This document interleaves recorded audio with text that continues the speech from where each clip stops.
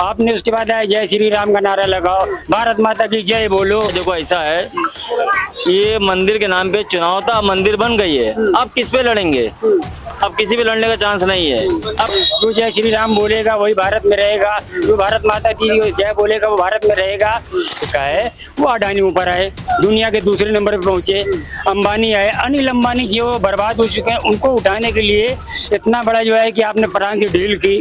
OBC आरक्षण पहले था, उसको खत्म किसने किया? बीजेपी सरकार ने खत्म की। था घर वापसी, यानी मुसलमान जो हिंदू थे मुसलमान उनको वापस लाने का नारा दिया। फिर आपने लव जिहाद का नारा दिया। उसके बाद आप लगातार इसी हिंदू मुस्लिम में अटके रह गए है। जातिवाद करके जो किया है, मजहबवाद किया है, ये किया वो किया है।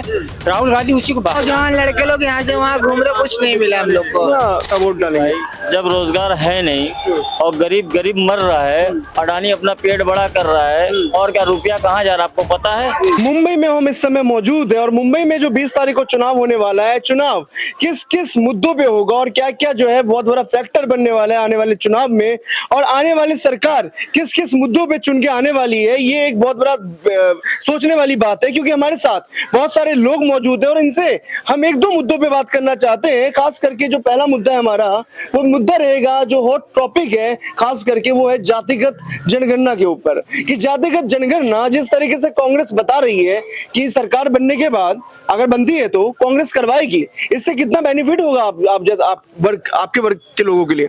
असल में सबसे बड़ा मसला ये रहेगा ना, जाति गणना जो राहुल गांधी लेके आए हैं, उनका मकसद जो है ना वो पीछे ये है कि कम से कम वो दबले कुचे जो अभी तक दबे थे और दब गए 10 सालों में, उन्हें ऊपर लाया जा सके। ये कोई भेदभाव से या जात अलग करके देखना मकसद नहीं, जैसा कि बीजेपी ने अपने वक्त में किया है। जातिवाद करके जो किया है, मजहबवाद किया है, ये किया वो किया है। राहुल गांधी उसी को बाहर निकाल के जातिवाद करके, बीजेपी कह रही है कि इससे जातिवाद को बढ़ावा मिल रहा है। नहीं, जातिवाद का बढ़ावा मिल रहा है। जातिवाद को बढ़ावा नहीं चाहती बीजेपी। अगर चाहती 10 सालों में जातिवाद को ऊपर लाती, जैसा कि उनके अपने फार्मूले में बात है कि जातिवाद में छोटी जातियों को मेंबर नहीं बना सकते, ये उनकी सोच है। वो चाहते हैं कि अगर ये उभर गए तो हमारा जो फार्मूला था जातिवाद का दबाए रखना, वो जातिवाद में राहुल गांधी जातिवाद को ऊपर लाना चाह रहे हैं, उसको दबाना चाह रहे हैं। आपको नहीं लग रहा कि अभी जो है मौजूदा सरकार जो है नीचे लोगों को ऊपर लेकर के आ रही है? अभी तक किसको लेके आई है ऊपर? अभी तक तो लोग दबाए गए हैं। अभी तक जो दुनिया ने देखा है, पूरे भारत ने देखा है, वो अडानी ऊपर आए, दुनिया के दूसरे नंबर पे पहुंचे, अंबानी आए, अनिल अंबानी जो बर्बाद हो चुके हैं उनको उठाने के लिए इतना बड़ा जो है कि आपने फ्रांस की डील की जहाज लाने के लिए। जिस आदमी को ABCD नहीं पता उसको आप फैक्ट्री दे रहे थे कि ये वहाँ रिन्यूल करेंगे, उसको बनाएंगे, उसको मैन्युफैक्चरिंग करेंगे। सबका साथ सबका विकास, ये नारा है बीजेपी का। नारा तो हम भी दे सकते भाई, नारा देने में क्या लगता है? जो शब्द बोलना है सबका साथ सबका विकास। आते ही मोदी जी ने सबसे पहला क्या किया, उन्होंने एक काम किया, सबसे पहले उन्होंने निकाल लिया हिंदू मुस्लिम। सबसे पहले हिंदू मुस्लिम किया। गोश्त के नाम पे लोगों ने 75 लोगों को मार डाले, शक की बुनियाद पर। गाय ले जाने वाले को मार दिया आपने ये नहीं देखा कि कौन क्या कर रहा है। आपका पहला ये नारा था। दूसरा नारा था घर वापसी, यानी मुसलमान जो हिंदू थे मुसलमान उनको वापस लाने का नारा दिया। फिर आपने लव जिहाद का नारा दिया। उसके बाद आप लगातार इसी हिंदू मुस्लिम में अटके रह गए। आपने उसके बाद आए जय श्री राम का नारा लगाओ, भारत माता की जय बोलो, जो जय श्री राम बोलेगा वही भारत में रहेगा, जो भारत माता की जय बोलेगा वो भारत में रहेगा, बाकी लोग पाकिस्तान चले जाओ। यही सारे नारे रहे।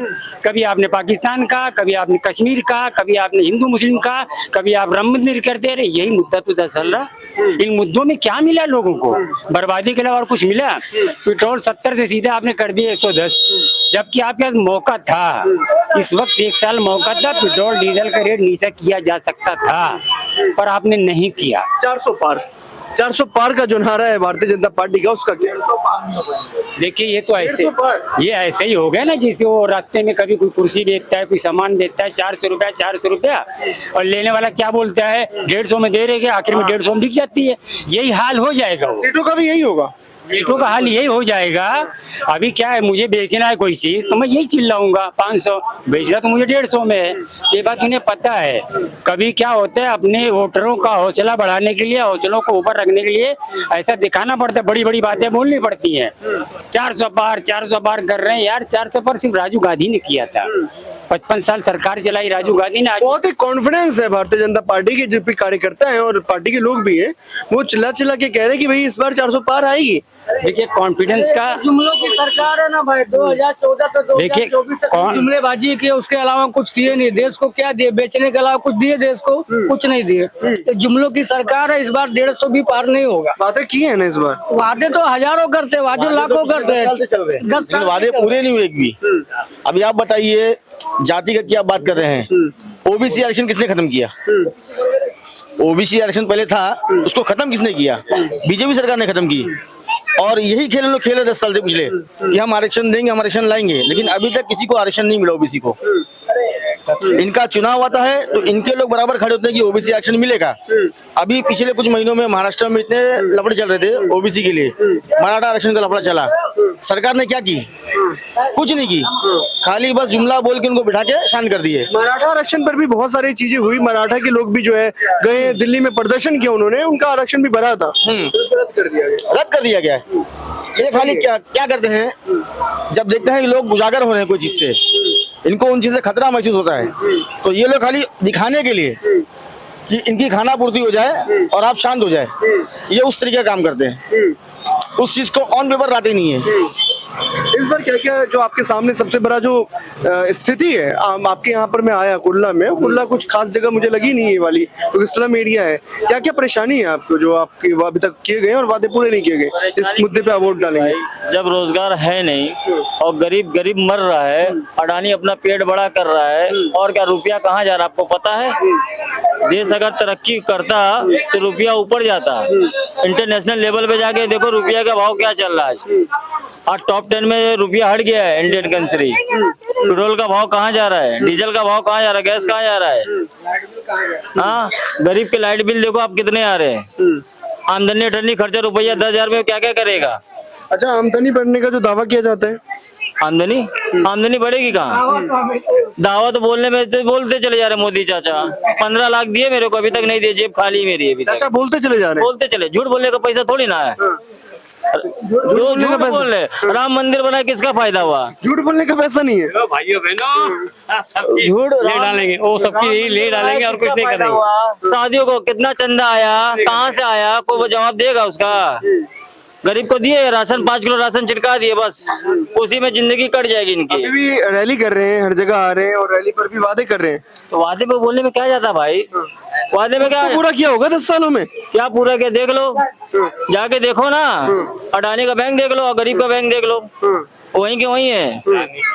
कुछ भी नहीं किया। कुछ भी नहीं भाई। देखो ऐसा है, ये मंदिर के नाम पे चुनाव था, मंदिर बन गई है। अब किस पे लड़ेंगे? अब किसी पे लड़ने का चांस नहीं है। अब कहानी खत्म हो गई। मंदिर पे अभी तक लड़ते आ रहे थे, मंदिर पे जीत गए। अगर इतनी ही होती कांग्रेस बेईमान ना, तो आज देश कहां से कहां पहुंच गया होता। मगर आज जो मोदी से कह रहे ना कि मोदी आने से विदेशों में नाम हुआ। नाराज क्यों है आप मोदी चाचा से? मोदी चाचा से नाराज है? अरे भाई, जब रोजगार मिलता तो नाराज क्यों रहते? आज उत्तर प्रदेश की हालत देख लो, मुंबई की हालत देख लो, दोनों सेम चल रही है। सेम हालत, दोनों सेम हालत है। मुंबई में भी खत्म है। अभी जो हमारे एरिया की पूजा महाजन जो थी एमपी, वो इतनी अच्छी औरत थी, उसको हटा के ये अतुल निकम कौन है, हम तो जानते भी नहीं उसको। मतलब क्या है इसका? वो काम करने वाले लोग, जो ऐसे लोग पसंद है हमको। काम को पूजा महाजन है, काम करती थी, जब भी उसकी एंट्री करो ना हर एक चीज मिल जाता था। और ऐसे काम इन लोग करेंगे तो उससे बेहतर है कि कोई दूसरा कोई आगे काम करे ना अपना। यार कुछ मिला? एम्प्लॉयमेंट मिला? एम्प्लॉयमेंट नहीं मिला भाई, साफ सीधी बात। मिल रहा गरीबों को, इसी में जिंदगी कट जा रही, इसी में खुश है। हम नौजवान लड़के लोग यहाँ से वहाँ घूम रहे, कुछ नहीं मिला हम लोग को। क्या रैली में सब 500 हजार की भीड़ लेके आ रहे, बस और कुछ नहीं। आया था क्या आप लोगों के पास भी ऑफर? हमारे पास ऑफर आया था, हमने ठुकरा दिया। टुकड़ा दिया ऑफर? इतनी नाराजगी? नहीं चाहिए। 500 रुपए मिल रहे थे तो चले जाते। भाई नहीं चाहिए, अभी तक लिए नहीं तो अब क्या लेंगे? जिंदगी में लिया नहीं तो आज क्या लेंगे? आपने क्या किसकी पढ़ाई कर रखी है? कहाँ तक कर रखी है? फार्मेसी। कुछ नहीं मिला?